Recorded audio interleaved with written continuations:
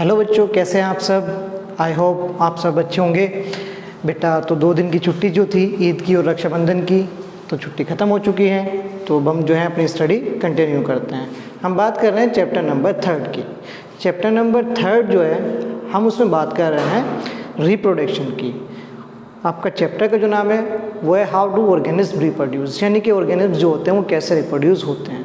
हम यहाँ पे बात कर चुके हैं कि ऑर्गेनिज्म जो होते हैं वो 2 टाइप से रिप्रोडक्शन करते हैं।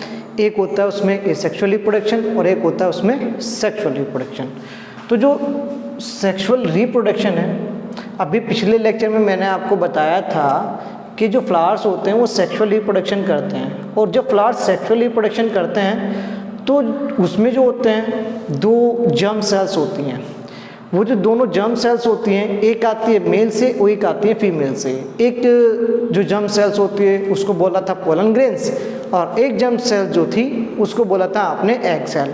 तो दोनों जब फर्टिलाइज हुआ, फर्टिलाइजेशन होने के बाद क्या हुआ कि जो ओवरी थी वो फ्रूट्स में कन्वर्ट हो गई, जो ओव्यूल था वो सीड में कन्वर्ट हो गया, और जो बचा, ठीक है, जो बड़ा पार्ट था जैसे कि पेटल्स, सेपल्स, ये सब जो थे फॉल ऑफ हो गए, यानी कि गिर गए उससे। तो आज हम बात करने वाले हैं sexual reproduction in human being, यानी कि जो ह्यूमन होते हैं वो रिप्रोडक्शन कैसे करते हैं। फर्स्टली ये जो आपका कॉन्सेप्ट है ह्यूमन रिप्रोडक्शन, ह्यूमन रिप्रोडक्शन में क्या होता है कि जो ह्यूमन होते हैं वो सेक्सुअल रिप्रोडक्शन करते हैं। तो जाहिर सी बात है कि जो सेक्स होंगे दोनों अपोजिट सेक्स होंगे, एक मेल और एक फीमेल। दोनों जो सेक्स होते हैं मेल और फीमेल दोनों जो होते हैं अपने अपने गैमेट्स देते हैं। अपने अपने गैमेट्स का मतलब एक मेल गैमेट्स होगा उसमें और एक फीमेल गैमेट्स होगा। बिल्कुल सेम वही वाली कंडीशन होगी जो फ्लावर्स के साथ थी, एक मेल ने दिया था और एक फीमेल ने। अब ह्यूमन बीइंग जो होते हैं वो जब सेक्सुअल रिप्रोडक्शन करते हैं तो सेक्सुअल रिप्रोडक्शन से पहले एक एज होती है, उस एज को कहा जाता है प्यूबर्टी एज।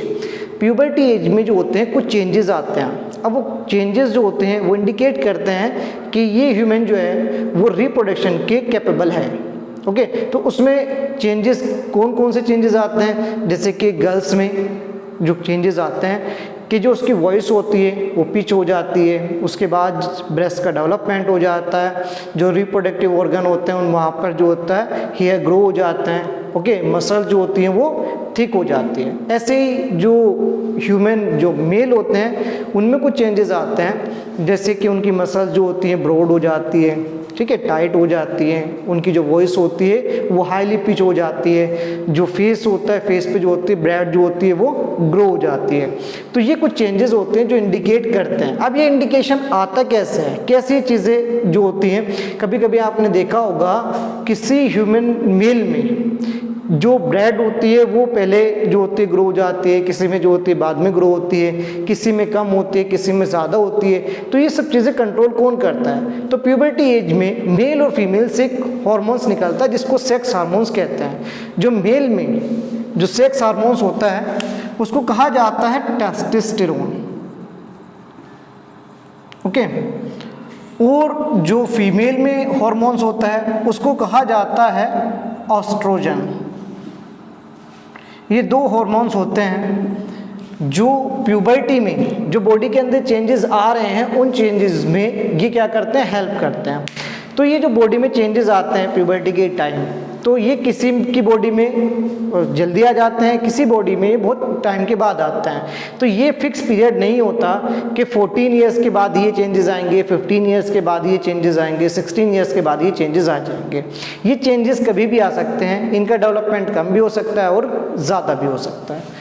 तो आज हम बात करने वाले हैं ह्यूमन रिप्रोडक्शन की। तो ह्यूमन रिप्रोडक्शन में अब जो दोनों गैमेट्स आते हैं, एक मेल और एक फीमेल, दोनों गैमेट्स की जो फॉर्मेशन होती है वो अलग अलग इंडिविजुअल से होती है। तो हम पहले दोनों गैमेट्स को देख लेते हैं, उसके बाद हम आगे बात करेंगे।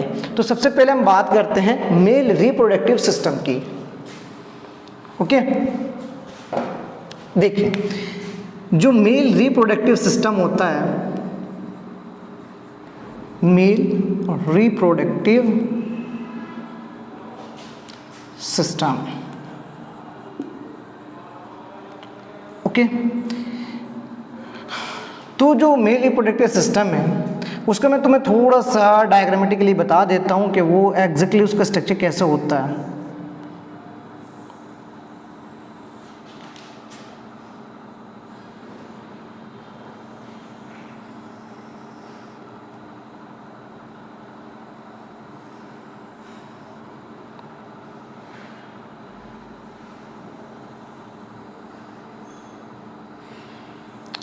अब बच्चों देखो, फर्स्टली होता क्या है बेटा कि हम बात कर रहे हैं सेक्सुअल रिप्रोडक्शन की।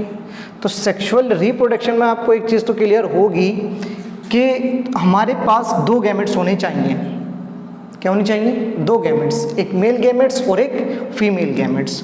तो जो मेल गैमेट्स होता है, क्या होता है?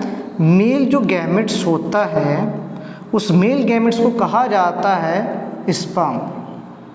ये एक थ्रेड लाइक स्ट्रक्चर होता है जिसकी फॉर्मेशन होती है टेस्टिस में। किस में होती है? टेस्टिस में। ओके। अब ये जो टेस्टिस होते हैं ये एक पाउच लाइक स्ट्रक्चर के अंदर इनक्लोज रहते हैं।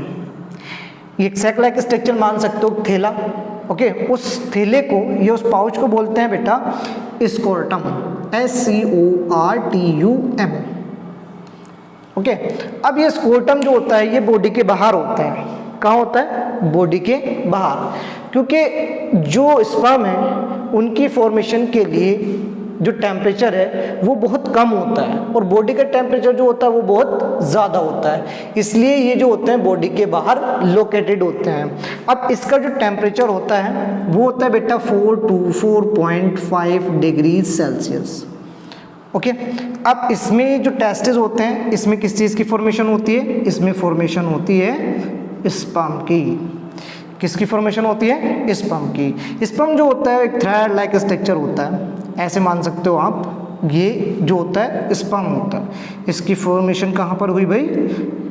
टेस्टिस में। अब टेस्टिस में फॉर्मेशन होने के बाद एक ट्यूब लाइक स्ट्रक्चर जो होता है ये इसको जो होता है ट्रैवल कराता है एक्सटर्नली इन्वायरमेंट में, और इस ट्यूब को बोलते हैं वॉस डिफरेंस।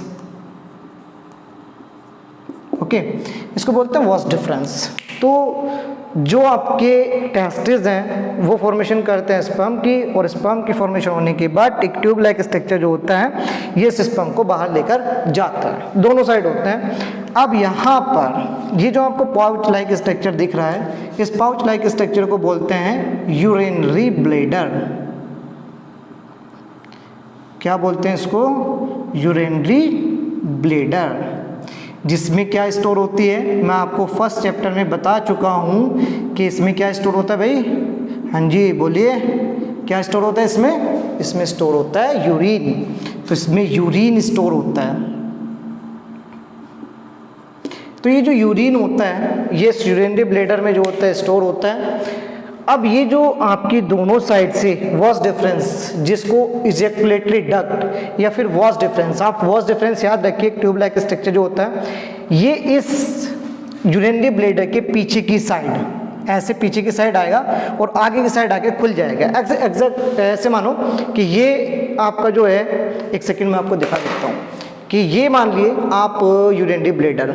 ओके। तो पीछे से की साइड से ऐसे ट्यूब आई, एक इधर से आ रही है और एक इधर से आ रही है, दोनों जो है आपस में आकर यहाँ पर जॉइंट हो गई है। जॉइंट होने के बाद जहाँ पर वो जॉइंट होती है तो यहाँ पर यूरिनरी ब्लैडर से एक छोटा सा होल जो होता है ओपन होता है, और जो यूरिन होती है और जो आपका स्पर्म होता है दोनों के लिए एक ही इजैकुलेटरी डक्ट, या आप ये कह सकते हैं कि सिर्फ एक ही ट्यूब होती है। इस ट्यूब को बोलते हैं यूरेथ्रा। क्या बोलते हैं? यूरेथ्रा।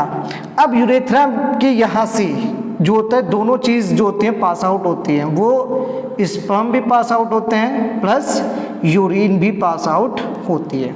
दोनों चीज़ें यहाँ से पास आउट हो जाती हैं। अब यहाँ पर क्या होता है कि इस यूरेथ्रा में यहाँ पर छोटी छोटी सी ग्लैंड लगी रहती है। इन ग्लैंड में आता है प्रोस्टेट ग्लैंड। अब मैं लिख देता हूँ कौन कौन सी ग्लैंड है। फर्स्ट ग्लैंड है इसमें प्रोस्टेट ग्लैंड,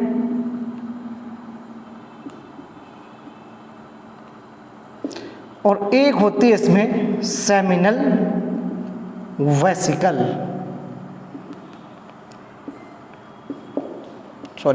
प्रोस्टेट ग्लैंड और सेमिनल वेसिकल, ये दो ग्लैंड होती हैं। ये ग्लैंड क्या करती हैं? ग्लैंड आपको पता है कि क्या करती हैं? ग्लैंड तो सिक्रेशन करती हैं किसी चीज़ का। तो यहाँ से जो स्पर्म आए हैं ये ग्लैंड क्या काम करेंगी? इसमें मिल्की लिक्विड जो होंगी वो सिक्रेट करेंगी। जैसे स्पर्म आते हैं तो ये जो ग्लैंड होती हैं इसको मिल्की लिक्विड प्रोवाइड कराती है। अब जैसे ये मिल्की लिक्विड और ये स्पर्म जो होते हैं दोनों आपस में मिक्स हो जाते हैं, तो मिक्स होने के बाद ये स्पर्म और कौन सी चीज़, ये जो लिक्विड है, इस लिक्विड को बोलते हैं सेमिनल प्लाज्मा। क्या बोलते हैं इसको? Seminal plasma. ये दोनों जब मिक्स हो जाते हैं, स्पर्म टेस्टिस है और ये इसमें मिक्स हो गया, तो इसको बोलते हैं सीमेन। ये बहुत बार क्वेश्चन पूछा जाता है 10th क्लास में कि जब स्पर्म जो होते हैं उनके साथ सेमिनल प्लाज्मा मिक्स हो जाता है तो उसको क्या बोलते हैं। ओके, 1 मार्क्स में क्वेश्चन आता है, तो याद रखना इसको बोलते हैं सीमेन।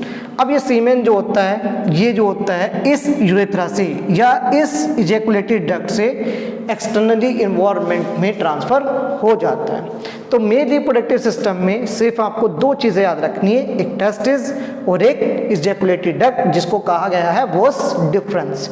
वॉस डिफरेंस के बाद 2 ग्लैंड है, ग्लैंड का नाम याद रखना, एक प्रोस्टेट ग्लैंड और एक सेमिनल वेसिकल। क्या प्रोवाइड करा रही है? ये प्रोवाइड करा रही है सेमिनल प्लाज्मा।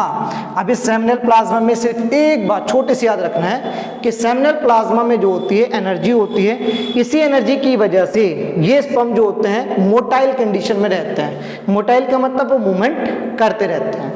ओके, तो यहाँ तक जो है ये आपका मेल रिप्रोडक्टिव सिस्टम है कि ह्यूमन मेल रिप्रोडक्टिव सिस्टम में ये चीज़ें होती हैं। एक यहाँ पे लास्ट जो है एक चीज़ और याद रखनी है कि जो मेल रिप्रोडक्टिव सिस्टम में जो आपके टेस्टिस होते हैं, इससे एक हार्मोन सिक्रेट होता है जिसको टेस्टोस्टेरोन कहा जाता है। क्या कहा जाता है? टेस्टोस्टेरोन। ये टेस्टोस्टेरोन हार्मोन जो होता है ये एसेंशियल होता है स्पर्म की प्रोडक्शन के लिए, कि अगर टेस्टोस्टेरोन हार्मोन्स जो होगा वो सिक्रेट होगा तो स्पर्म की फॉर्मेशन होगी, अदरवाइज स्पर्म की फॉर्मेशन नहीं होगी। तो एक गैमेट्स मिल चुका है, एक गैमेट्स की डिस्कवरी करेंगे कल। ओके बेटा, बाय बाय।